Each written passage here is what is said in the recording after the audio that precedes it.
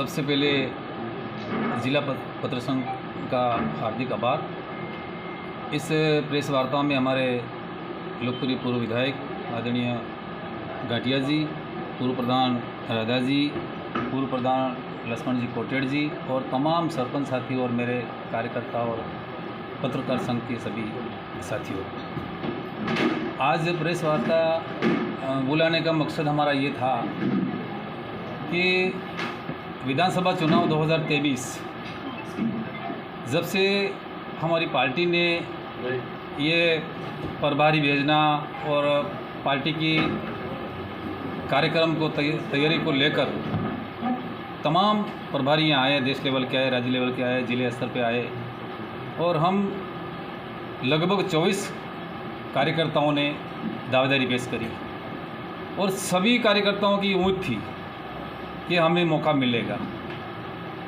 पर आखिर 23 नाम हमारे दावेदार थे, उनके पता नहीं हमारे आवेदन रद्दी की टोकरी में फेंके गए या कहाँ गए पता नहीं चला और अंत में एक ही नाम रूलिंग एमएलए साहब का आया। मैं चाहूँगा कि मैं पिछले 40 साल से पार्टी का कार्यकर्ता हूँ, न रात देखी न दिन देखा और कोई भी चुनाव थे हमने दिल लगा कर काम किया और पार्टी के जो भी आदेश निर्देश थे उसकी पालना करी। पिछले 5 बार से मैंने भी विधानसभा की उम्मीदवारी जाहिर करी थी, लेकिन मुझे उस समय भी टिकट नहीं मिली। जो भी पार्टी उम्मीदवार घोषित किया गया पार्टी द्वारा हाईकमान ने उनका तन मन धन से सहयोग किया और हमारे जो मेरे हिस्से में जो बूथ आए उनमें कहीं भी उनको माइनस नहीं होने, चाहे लोकसभा का चुनाव हो, चाहे विधानसभा का चुनाव हो, चाहे पंचायती राज का चुनाव हो। इस बार मुझे उम्मीद थी क्योंकि ज़िले के जिला कार्यकारिणी, जिला अध्यक्ष और वरिष्ठ नेता, विधानसभा के नहीं पूरे ज़िले के नेता का आशीर्वाद था और जनता में मैसेज था कि इस बार देवराम को टिकट मिलेगा। मैं चाहता था, हमने ये भी कहा कि भाई हमारे किसी को भी दे दो, किसी को भी दे दो, हमें कोई आपत्ति नहीं है। जो वर्तमान एमएलए साहब हैं उनके लिए हमने 2018 में इतनी कड़ी मेहनत करी। एक सरपंच लेवल का आदमी अगर कांग्रेस हाईकमान टिकट देती है विधायक की, हमारा दायित्व बनता था।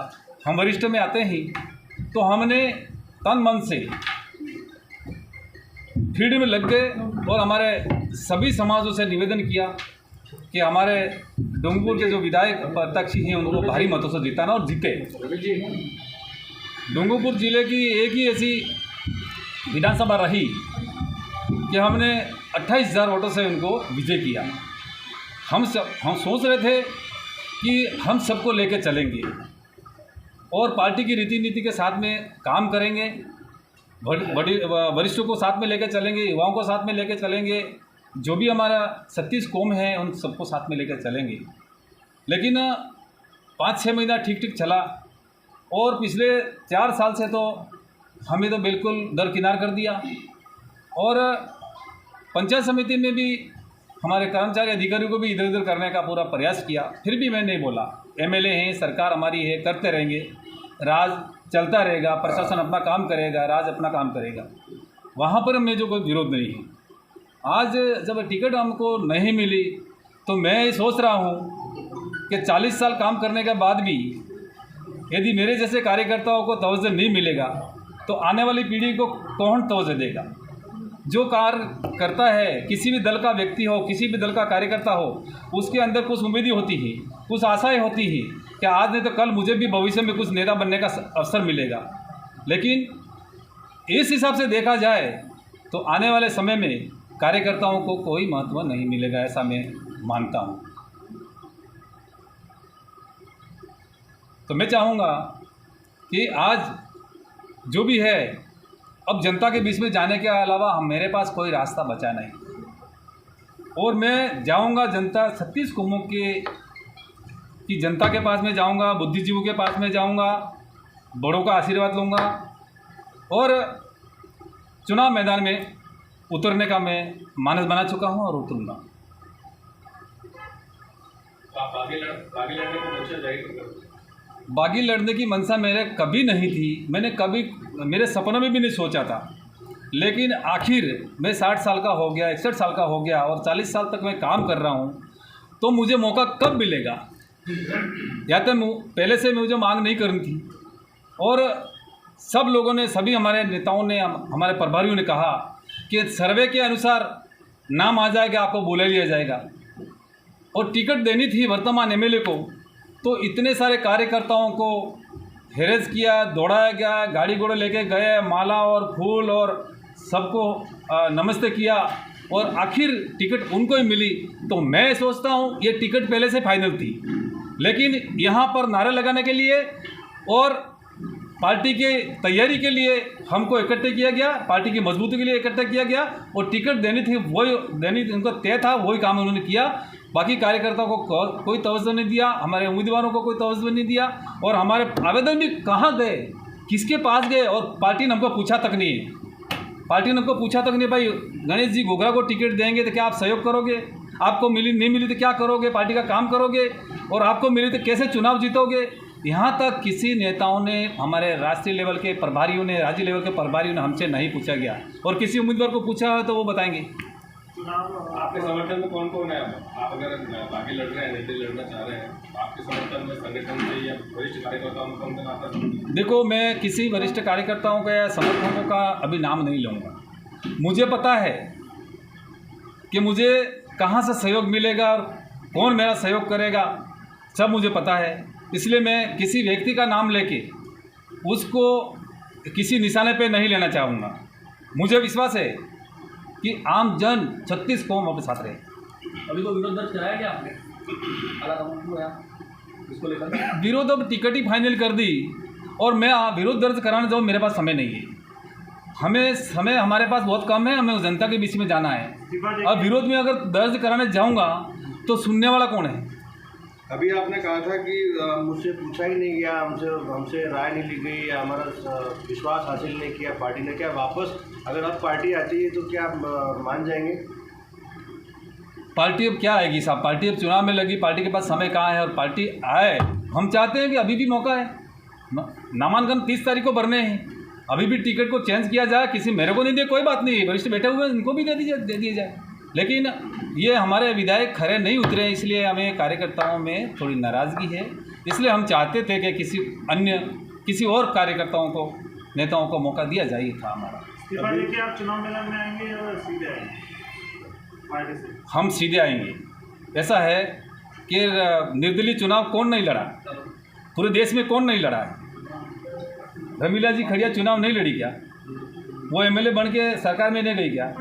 आज टिकट वापस नहीं मिली है क्या? और परिपाटी डूंगरपुर जिला परिषद से पैदा हुई है। ये निर्दलीय चुनाव लड़ने की परिपाटी किसने बनाई? हमारे 6 विधायक जिला परिषद सदस्य जीते थे, 8 भाजपा के जीते थे। सिंबल पे वोट नहीं दे सकते हैं तो अच्छी बात है, नहीं दे सकते, लेकिन निर्दलीय की परिपाटी किसने लागू करी? और अगर आज कोई निर्दलीय लड़ता है तो केस मुझसे भी कह सकते हैं कि भाई निर्दलीय चुनाव क्यों लड़ता है।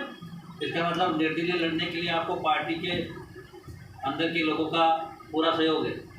पार्टी का सहयोग है या नहीं है वो हम नहीं कह सकता हूँ, मैं किसी का नाम नहीं ले सकता हूँ, लेकिन मुझे विश्वास है, 40 साल से मैं काम कर रहा हूँ और बेदाग हूँ, कोई ऐसा मेरे पे कोई दाग नहीं है।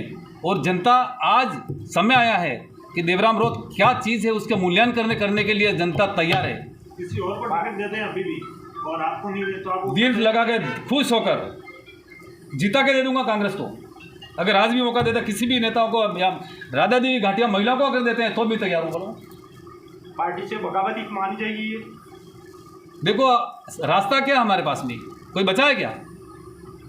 हमेशा आश्वासन मिला है मेरे को, आज नहीं तो कल, बाद में और बाद में और बाद में, तो तब तक तो कभी अभी तक मौका नहीं मिला। और क्या मैं 65 साल का हो जाऊंगा इसके बाद चुनाव लड़ूंगा? भाई साहब, देवराम जी, प्रधान जी, आपने कहा कि पार्टी ने तवज्जो नहीं दी। कांग्रेस पार्टी के सिंबल से 2 बार प्रधान बने आप जी। अगर इस बार टिकट नहीं मिला तो ये स्टैंड क्यों लेना पड़ा? पार्टी ने सीनियरिटी कहाँ देखी? जब मैं प्रधान था, ये प्रधान था, एमएलए थे, वो सरपंच थे, तो हमारी सीनियरिटी कहाँ देखी पार्टी ने? क्या अगर गाइडलाइन पे चलते तो सरपंच, प्रधान, जिला प्रमुख, विधायक और एमपी बनता। पार्टी ने हमारी गाइडलाइन कहाँ रखी है? क्या हम सीनियरिटी हम कब लड़ेंगे? जो नेता प्रधान बनता है तो सीधा प्रमुख या एमएलए बनने का हक रखता है। जो सीधा सरपंच से लेके प्रधान जिला विधायक बना दिए तो पार्टी ने कहाँ हमें गाइडलाइन रखी है? पार्टी ने क्या हमको देखा है? बोलिए भाई साहब। अभी वर्तमान में आप पार्टी के बैनर से प्रधान है बिछीवाड़ा के। जी हाँ। कल को पार्टी आपको निष्कासित कर दी तो क्या स्टैंड रहेगा? देखो साहब, टिकट ऊपर से मिलती है, वोट धरातल पर मिलते हैं। किसी को मेरे को प्रधान बनाया तो मुझे जनता ने मुझे वोट दिए, पार्टी ने टिकट दी, मेरा हक बनता दे दी, प्रधान बन गया मैं। लेकिन धरातल पर जनता एमएलए भी बनता है, एमपी भी बनता है तो टिकट ऊपर से आती है, वोट नीचे से मिलते हैं। इसलिए जनता ही माई बाप है। डायस पर जितने लोग बैठे आपके समर्थन में हैं, अगर आप समर्थन नहीं होते तो इस मंच पे आते क्या? सबको पीड़ा है, सबको दुख है, कहीं न कहीं तो से उनको नहीं मिला है। आज वरिष्ठ बैठे हुए हैं, कौन पूछता है? हमें तो कभी पूछा नहीं, इनको नहीं पूछा दे, इनको पूछा दिए जाने। तो 2 दिन के दरमियान किसी से बातचीत हुई क्या ऊपर आपकी अपनी खिलाफ? नहीं, मैंने मेरे को पूरा विश्वास आ गया कि अब कुछ होना नहीं है। बिना मतलब का टाइम खराब करना, किसी नेताओं को टॉर्चर करना या फालतू काम की मांग करनी, इससे तो हमने सोच लिया कि हम जनता के बीच में ही जाएं। चुनाव लड़ने का आखिरी फैसला है। चुनाव लड़ने का आखिरी फैसला है। चुनाव सभी दल लड़ेंगे, किसी को रोक नहीं सकते हैं। देवराम जी बिना दल के लड़ेंगे। क्या कोई प्रेशर आएगा तब वापस नामांकन होगा, ऐसा कुछ? ऐसा है, आखिरी समय में क्या नामांकन वापस लेने का समय है? मेरे पास बचा क्या है? सभी दल चुनाव लड़ेंगे, सबको अधिकार है। चाहे भारतीय जनता पार्टी हो, चाहे कांग्रेस हो, चाहे बीएपी हो, चाहे बीटीपी हो, चाहे कॉमरेड हो, चाहे अन्य दल है, सब स्वतंत्र भारत है, स्वतंत्र देश है, सबको अधिकार है, सब चुनाव लड़ेंगे और अपना अपना दायित्व, अपना अपना कर्तव्य निभाएंगे, किसी को रोक नहीं सकते। और आपको ये भी विश्वास है कि पंचायत समिति सदस्य सारे मेरे साथ हैं? आज ये पार्टी आपको निष्कासित करती है तो प्रधान तो बस पुनः आप हासिल कर सकते हैं। प्रधान पद तो मैं वर्तमान में हूँ, 2 साल मेरे पास बचे ही, ठीक है। और प्रधान पद तो मेरे पास है। मेरे पास, मैं जिला उपाध्यक्ष हूँ कांग्रेस कमेटी का, मैं पंचायती राज का जिला अध्यक्ष हूँ। मेरे पास बहुत सारे 10 पद ऐसे हैं जो पार्टी ने मुझे दे रखे हैं। लेकिन ये मैं पद की भी गरिमा करता हूँ। मेरे में कोई एबिलिटी है तो मुझे पार्टी में इतने पद मिले हैं। लेकिन इसके बाद अब चुनाव लड़ने के अलावा मेरे पास कोई सहारा नहीं है। भाई साहब, मैं हाथ जोड़ के निवेदन करता हूँ कि मैं बस अब दाब चुका हूँ कि मुझे आगे भी टिकट नहीं मिलने वाली पार्टी में। क्या आप निर्दलीय चुनाव लड़के बाई चांस जीत जाते हैं तो कौन सी पार्टी के साथ जाएंगे? मेरे जो कार्यकर्ता हैं, मुझे जो जिताने वाले हैं, विधानसभा की जनता, विधानसभा के कार्यकर्ता, विधानसभा के सरपंच, विधानसभा के नेता, मुझे जहां लेके जाएंगे वहां मैं जाऊंगा। जीत के बाद कांग्रेस को समर्थन करेंगे तय नहीं है अगर जीत जाते हैं। ऐसा है कि मैंने पहले आपको बता दिया कि मेरे नेता बैठे हुए हैं, मेरे कार्यकर्ता बैठे हुए हैं, मेरे जनप्रतिनिधि बैठे हुए हैं, वरिष्ठ बैठे हुए हैं। जो कहेंगे वहीं पैर रखूंगा। वरिष्ठ में कौन आ रहे हैं? वरिष्ठ जो मेरे से बड़े वो वरिष्ठ जो मेरे से बड़े वो है ना, वरिष्ठ मेरे से बड़े वो है ना। वरिष्ठ में पिता तुल्य बुजुर्ग आते हैं, माताएं आती हैं, बहनें आती हैं, तो वरिष्ठ सरपंच आते हैं, मेरे से बहुत वरिष्ठ हैं। वो जो आदेश देंगे, क्योंकि जीता वो रहे हैं मेरे को, तो मैं उनको टालकर जो पहले जो किया है, अभी जो चल रहा है डूंगरपुर विधानसभा में, वो नहीं चलेगा। इसीलिए तो ये हो रहा है सब। बीच में आपने एक आरोप लगाया था प्रधान जी, 2-2.5 साल पहले स्टैंडिंग एमएलए जो है वो कार्यकर्ताओं की, नेताओं की, जनप्रतिनिधियों की उपेक्षा कर रहे हैं। तो क्या ऐसा कोई खींचतान रहे, आपको बुलाया नहीं, ऐसा कोई हुआ क्या पार्टी के बीच? ऐसा है, इन्होंने पार्टी हमारी सरकार में होते हुए, पार्टी के एमएलए होते हुए ऐसे कोई धरना प्रदर्शन किया, अधिकारियों को बंद किया, तालाबों बंद किया, तो एक मैसेज गलत। क्योंकि शासन और प्रशासन दोनों के हाथ में ही ये चलता है पूरा, तो हमको थोड़ा सा ध्यान रखना चाहिए कि हम किस पद पे हैं, किस ओहदे पर हैं। और विधानसभा पवित्र स्थान है, उन्होंने कई ऐसी बातें भी कर ली, 10 बोतल दारू देसी हमारे आदिवासियों को लाने के लिए। क्या कल्याण हो जाएगा आदिवासियों का?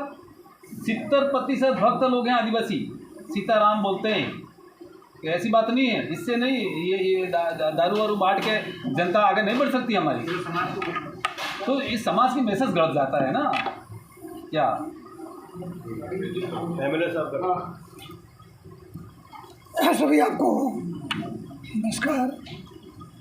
सबसे पहले आपको धन्यवाद देते हुए मैं यह कहना चाहूँगा कि हमारे विधानसभा डूंगरपुर यहाँ पर जो निवास करने वाले लोग हैं, वो चाहे सतीश कुमार दास जी हो, चाहे भेड़ेश्वर मावजी महाराज हो, चाहे गुरु गोविंद जी हो, ऐसे भक्तों की धरती।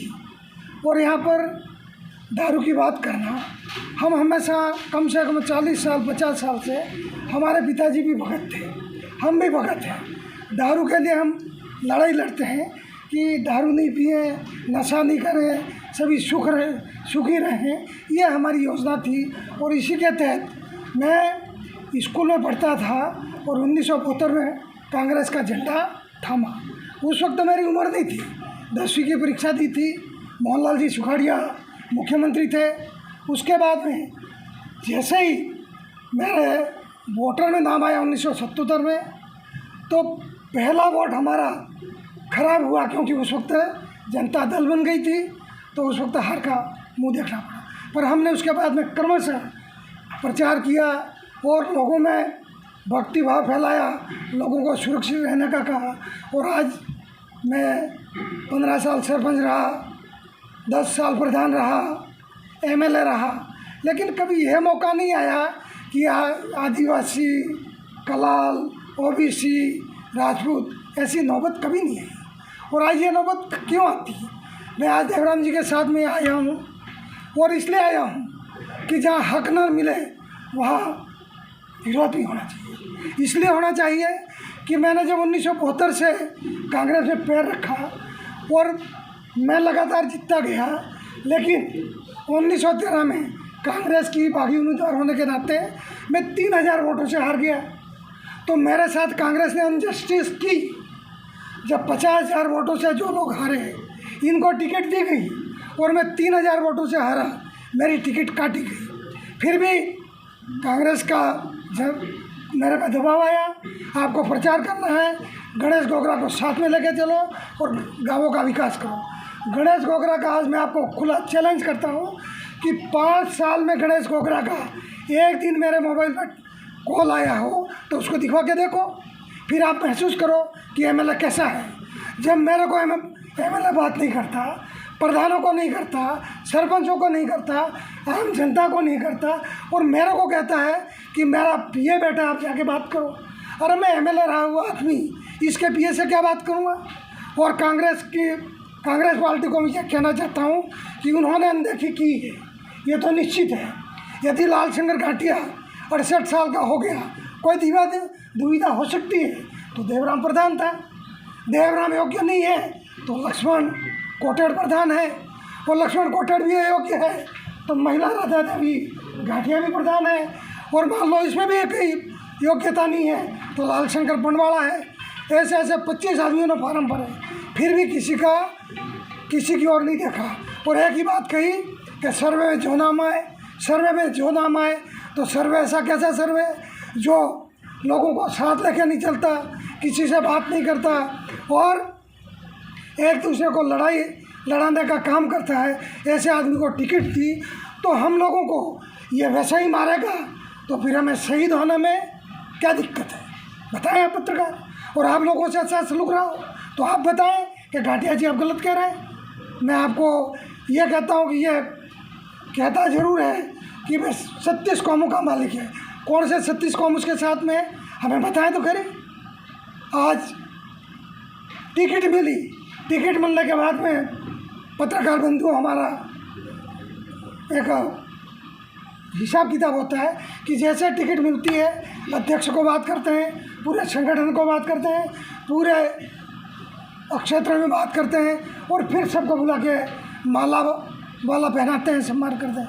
अरे हमको तो टेलीफोन ही नहीं है, यहाँ तक कि मैंने अखबार में कहीं पढ़ा था कि वल्लभ भाई कह रहे हैं कि चाबी तो मंगाई पर मेरे को कहा नहीं। इसका मतलब ये कांग्रेस का उम्मीदवार नहीं है, ये गणेश गोगरा के अपने तानाशाह की तरह लोगों को परेशान करना चाहता है। इसलिए मैं आया हूँ कि अभी भी प्रदेश कांग्रेस कमेटी निर्णय करे, ये टिकट बदला जाए, चाहे मेरे को दे, चाहे देवराम को दे, चाहे लक्ष्मण को दे, चाहे किसी को दे, टिकट बदली जाए। और मान लो टिकट नहीं बदलते हैं तो देवराम जी जो घोषणा कर रहे हैं तो उसका सहयोग करेंगे।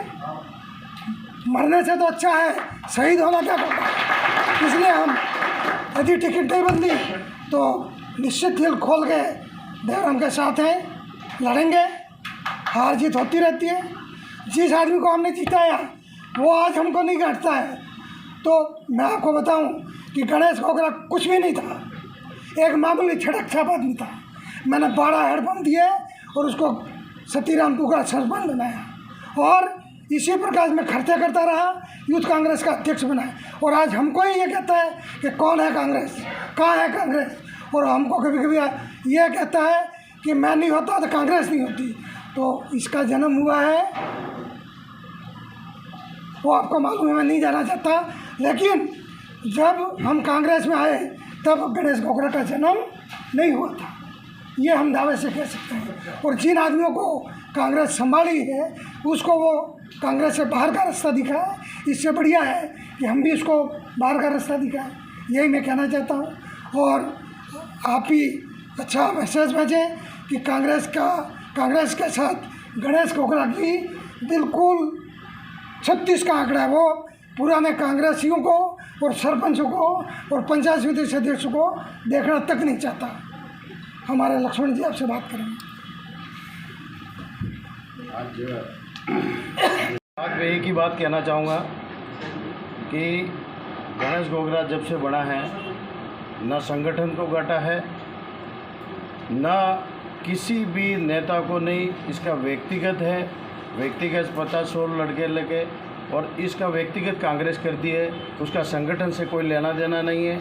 ये असली कांग्रेसी नहीं है, क्योंकि असली कांग्रेसी ये बैठे हैं वो है असली कांग्रेसी। क्योंकि इसने जिला परिषद में उस जिला प्रमुख को उन्होंने 6 सदस्य कांग्रेस के, जनता ने वोट दिया कांग्रेस को और इसने वोट दिलाया बीजेपी को।